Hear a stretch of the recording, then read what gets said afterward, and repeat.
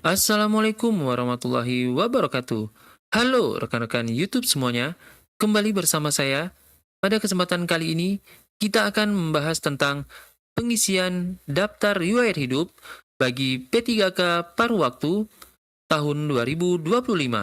Mari simak videonya.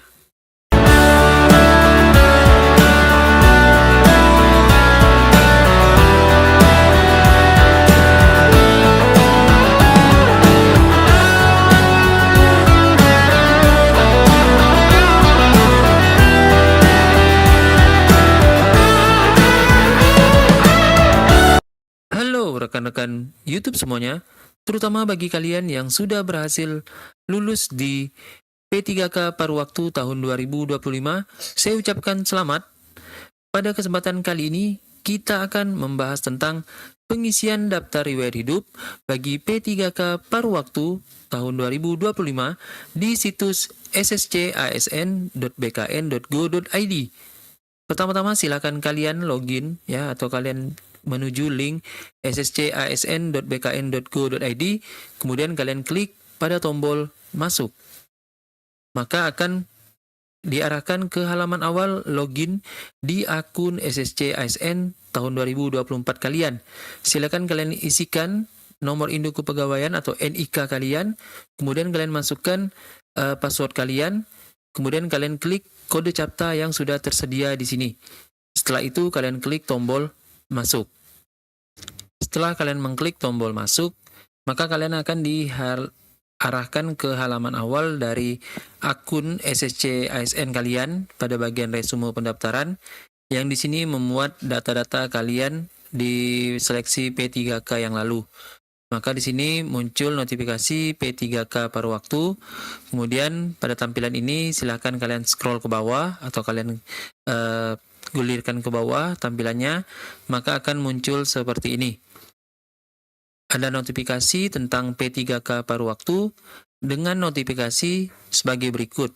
Selamat kalian ya, diusulkan masuk ke formasi P3K paruh waktu. Tahap selanjutnya adalah pengisian daftar riwayat hidup. Untuk selanjutnya diusulkan penetapan nomor induk P3K paruh waktu. Harap memantau jadwal pengisian DRH. Apakah Anda ingin melanjutkan pengisian DRH dan pemberkasan CASN? Silakan kalian klik ya pada menu ini, klik ya jika kalian ingin melanjutkan ke pengisian daftar riwayat hidup. Kemudian kalian klik tidak untuk tidak meneruskan pengisian daftar riwayat hidup. Jika sudah kalian pastikan ya pilihan kalian, kalian klik tombol pengisian daftar riwayat hidup. Maka akan muncul di halaman awal data yang pertama yaitu pengisian data perorangan. Di sini ya untuk data biodata, di sini semuanya sudah terisi ya. Jadi pada kolom yang berwarna abu-abu ini sudah tidak bisa diubah lagi karena sudah tersimpan oleh sistem kalian. Ya, jadi kalian cukup menyesuaikan kolom yang berwarna putih ini. Nah, ini kalau kolom yang masih berwarna putih ini masih bisa diperbaiki atau diedit ya atau diubah. Jadi kalian sesuaikan nomor induk KTP kalian di sini, nama di KTP, kemudian nama asli kalian di sini sesuai dengan ijazah tanpa gelar. Jika kalian memiliki gelar depan ijazah, kalian masukkan saja. Kemudian juga kalian memiliki gelar belakang di ijazah, silakan diinputkan saja. Untuk tempat tanggal lahir sesuai dengan ijazah, dan yang di KTP ini sudah tidak bisa diubah lagi ya. Kemudian untuk tanggal lahir di sini di ijazah dan di KTP ya, kemungkinan nanti di sini akan sama. Kemudian untuk jenis kelamin kalian pilih ya pria atau wanita. Kemudian di sini untuk agama kalian sesuaikan dengan agama kalian. Kemudian kalian lanjut ke bawah, maka di sini akan muncul data status perkawinan, diisikan ya, kawin atau belum kawin. Kemudian nomor HP atau nomor WhatsApp kalian, kemudian email aktif kalian, kemudian nomor ponsel ya. Jadi nomor telepon ini atau nomor ponsel ini pastikan juga terdaftar di WhatsApp ya. Kemudian untuk alamat domisili kalian isikan dengan alamat kalian yang sebenarnya ya, sesuai dengan KTP atau KK kalian. Di sini ya memuat data provinsi, kabupaten, kota, kecamatan, kelurahan atau desa. Kemudian jika tidak ada ya data kelurahan atau desa kalian, kalian klik ya atau kalian inputkan manual pada bagian lainnya. Kalian ketikkan di sini ya nama daerah kalian. Kemudian untuk jalan ya diisi dengan nama jalannya saja. Kemudian untuk alamat lengkap di sini kalian tuliskan ya nama jalan, nama gang atau nama komplek, kemudian lengkap dengan RT dan RW-nya ya di sini. Kemudian kode pos kalian sesuaikan dengan kode pos domisili kalian.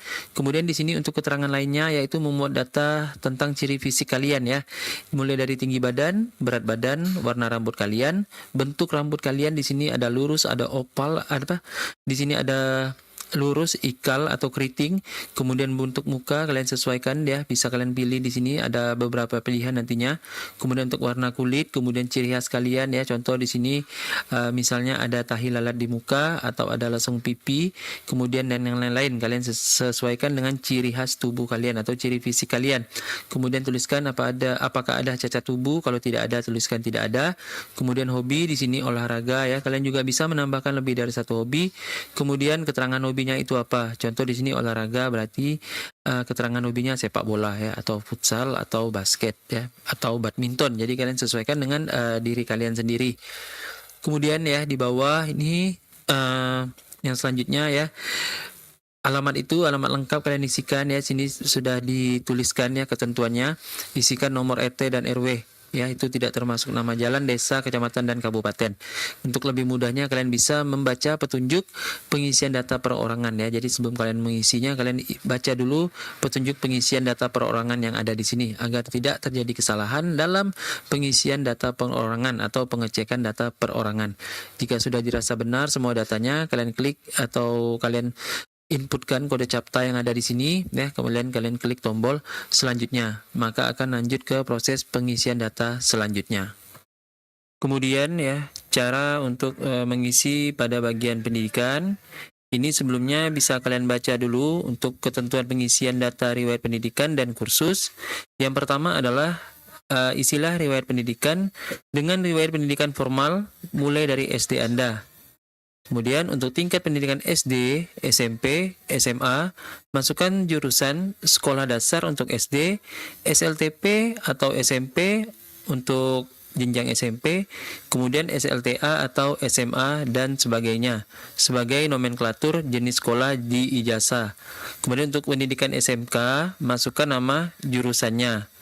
Dan untuk tingkat pendidikan perguruan tinggi, masukkan nama prodi atau jurusan yang sesuai dengan ijazah. Nah, jadi untuk cara menambahkan pendidikan, kalian klik pada bagian tambah pendidikan, kemudian di tingkat pendidikan mulai dari SD atau sekolah dasar, kemudian jurusannya kalian ketikkan di sini sekolah dasar untuk SD.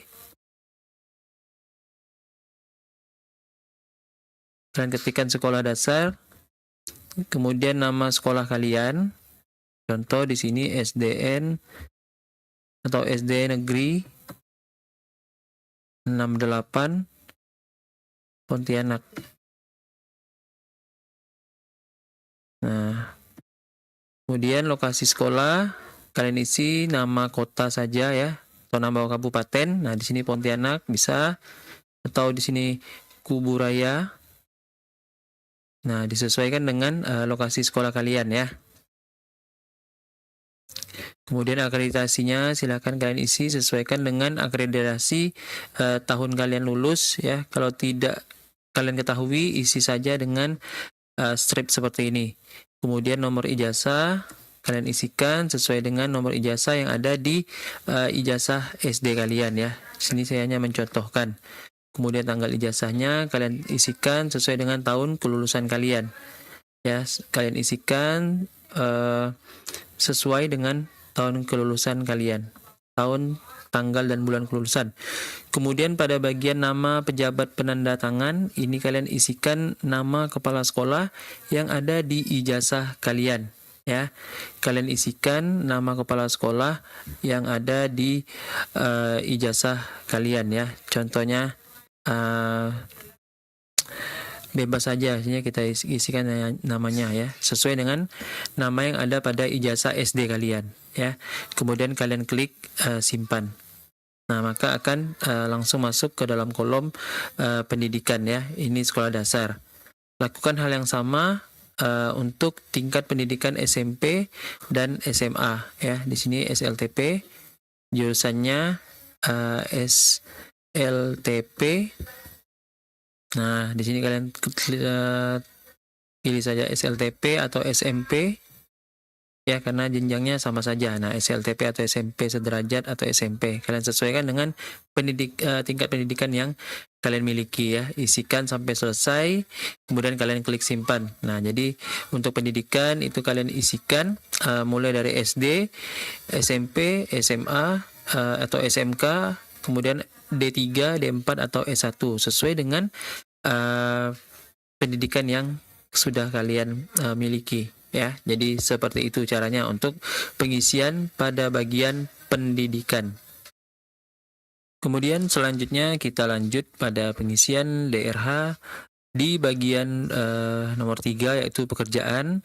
Nah, jadi untuk pekerjaan, riwayat pekerjaan, di sini ketentuannya adalah isilah riwayat pekerjaan, penghargaan dan prestasi dengan sejujur-jujurnya.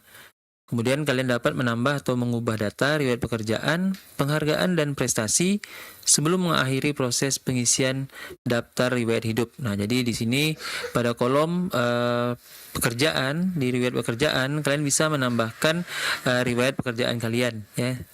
Di sini kalian bisa mengklik tombol tambah riwayat pekerjaan, maka akan muncul pop-up seperti ini. Jadi silakan kalian isikan ya, pada instansi pemerintahan kalian klik. Di sini kalian sesuaikan dengan di mana instansi kalian bekerja. Di sini saya contohkan di pemerintah Kabupaten Kuburaya. Ya, di sini otomatis untuk instansi dan perusahaannya akan terisi. Kemudian kalian isikan jabatan kalian ya di instansi tersebut ya. Di sini contohnya guru ya. Guru. Isikan guru. Kemudian tanggal mulai ya, tanggal mulai kalian bekerja sesuai dengan SK pertama kalian ya. Silakan kalian isikan, sesuaikan dengan tanggal, bulan dan tahun yang ada di SK. Kemudian tanggal selesainya kalian buat juga sesuaikan dengan tanggal, bulan dan tahun yang ada di SK kalian itu ya. Nah, contoh ya. Ini hanya contoh saja. Kemudian kalian masukkan gaji pokoknya berapa ya. Kalian sesuaikan dengan gaji pokok yang kalian terima ya, dengan sejujur-jujurnya. Kemudian nomor SK-nya kalian buat ya, isikan sesuai dengan nomor SK yang ada di SK kalian itu ya. Kemudian tanggalnya, tanda tangan di SK itu ya, di SK yang pertama kali kalian buat, silakan kalian koordinasikan dengan tempat kalian bekerja ya. Untuk SK-nya itu dibuat dengan jujur ya, dengan sebenar-benarnya. Kemudian pejabatnya siapa? Pejabat penandatangan SK ini siapa? Kalau guru kan kepala sekolah, berarti cukup ditulis kepala sekolah ya. Kalian sesuaikan jabatannya, bukan namanya ya, tapi jabatannya sebagai apa di instansi tempat kalian bekerja ya. Bisa kepala sekolah, bisa kepala dinas, atau bisa kepala bidang dan lain-lain ya. Kemudian kalian klik simpan. Nah, sini maka akan tertambah otomatis ya. Untuk instansi dan perusahaannya bisa kalian sesuaikan ya dengan riwayat pekerjaan yang kalian miliki. Kemudian untuk tanda jasa atau penghargaan ya juga sama. Kalian bisa sesuaikan dengan tanda jasa atau penghargaan yang kalian miliki. Di sini kalian isi jenis penghargaannya apa ya. Kalian sesuaikan di sini, bisa kalian isi. Nah, kemudian nama penghargaannya apa, nomor suratnya dan lain-lain. Kemudian untuk prestasi juga sama, riwayat prestasi, namanya kalian siapa, tingkatnya kabupaten, nasional, provinsi atau internasional, tahun apa. Ya, prestasinya apa di sini. Misal juara 1 Olimpiade nasional. Nah, bisa kalian tulis di sini. Kemudian tingkatnya berarti nasional, tahunnya tahun berapa ya, karena tidak perlu dibuktikan dengan surat, dengan sertifikat dan lain-lain ya. Di sini hanya mengisi data saja pada bagian pekerjaan ya. Kemudian kita lanjut pada bagian keluarga ya, pengisian data keluarga di sini. Nah, ketentuannya adalah untuk pengisian tempat lahir silakan mengisi dengan nama kabupaten atau kota, tempat anggota keluarga lahir dengan mengetik minimal 3 karakter. Kemudian kalian pilih kabupaten atau kota dari pilihan yang muncul. Kemudian bila anggota keluarga adalah PNS atau ASN, maka klik isi NIP dan cari nama, kemudian klik cari PNS. Nah, kalian juga bisa mengubah data sebelum mengakhiri proses pengisian daftar riwayat hidup. Nah, jadi pada bagian kolom keluarga ini atau pengisian data keluarga, itu kalian pertama-tama mengisikan data istri atau suami dulu bagi yang sudah berkeluarga. Kalau yang belum berkeluarga, silakan dilewati pada bagian data istri atau suami, kemudian pada bagian data anak. Kemudian fokus saja di bagian orang tua kandung dan saudara kandung. Itu bagi kalian yang masih belum menikah atau statusnya masih single. Kemudian bagi yang sudah menikah, baik yang status pernikahannya masih menikah ya atau bercerai, itu wajib mengisikan semua data yang ada di sini.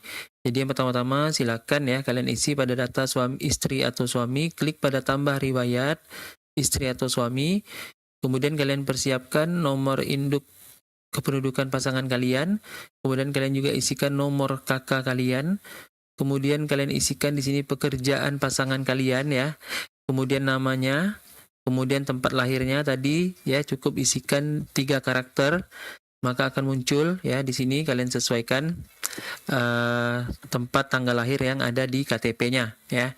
Kalau tidak ada nama daerahnya cukup masukkan kota atau kabupaten ya. Kemudian tanggal lahir kalian sesuaikan dengan tanggal lahir yang ada di KTP pasangan kalian. Kemudian perusahaan atau institusi itu kalian kosongkan ya jika tidak ada atau tidak perlu. Kemudian status perkawinan ya, menikah.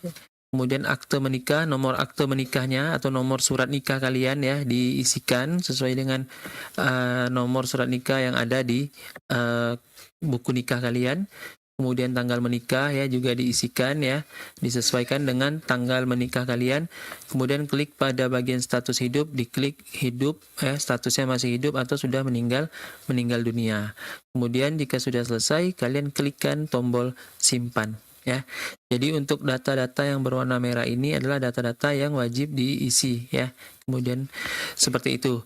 Nah, di sini pada nomor NIK dan nomor KK ini ada keterangannya. Kosongkan bila sudah meninggal dan tidak memiliki NIK. Kemudian untuk nomor kakak juga sama, kalau sudah meninggal itu dikosongkan saja ya. Tapi kalau masih hidup statusnya usahakan diisi ya untuk nomor induk kependudukan dan nomor induk kakaknya ya. Jadi itu untuk pengisian data suami atau istri. Kemudian lanjut untuk pengisian data anak ya, sama dengan pengisian data suami atau istri ya, kalian siapkan nomor induknya, nomor induk kependudukan atau NIK, kemudian nomor kakaknya, kemudian pekerjaan anak kalian, kemudian nama anak kalian, kemudian tempat lahir anak kalian, kemudian tanggal lahir anak kalian, kemudian perusahaan atau institusi dia dikosongkan saja, kemudian jenis kelaminnya apa dan statusnya hidup atau meninggal dunia. Kemudian kalian klik simpan. Untuk data anak, kalian isikan sesuai dengan jumlah anak yang kalian miliki ya. Kalau anaknya ada 1, isikan 1. Kalau anaknya ada 2, isikan 2. Atau bahkan kalau anaknya ada 5, isikan saja 5 data anaknya di sini. Kemudian lanjut ke data orang tua kandung ya. Pada bagian data orang tua kandung, klik tambah riwayat orang tua kandung. Kemudian kalian isikan nicknya kalau orang tua kalian masih ada. Kemudian nomor kakaknya juga diisikan kalau orang tuanya masih ada. Tapi kalau orang tuanya sudah meninggal, silakan dikosongkan saja pada bagian nicknya ini dan nomor kakaknya ini. Untuk data lain silakan kalian sesuaikan. Pada bagian status hidup kalian juga sesuaikan orang tuanya masih hidup atau sudah meninggal dunia. Ya, jadi yang pertama-tama biasanya diisikan itu orang tua kandung yang laki-laki atau bapak ya. Jadi ini yang pertama-tama kalian siapkan data bapak kalian ya, bapak kandung kalian. Di sini kalian sesuaikan dengan data yang diminta ya. Kalian di sini diminta data orang tua kandung, baik bapak kandung maupun ibu kandung ya. Kemudian kalian klik simpan. Setelah itu yang keempat adalah data saudara kandung. Kalian juga sama ya, isikan data saudara kandung sebanyak yang kalian miliki. Kalau saudara kandung kalian ada 1, silakan isikan 1. Kalau ada 2, isikan 2. Bahkan kalau ada 5, silakan isikan 5.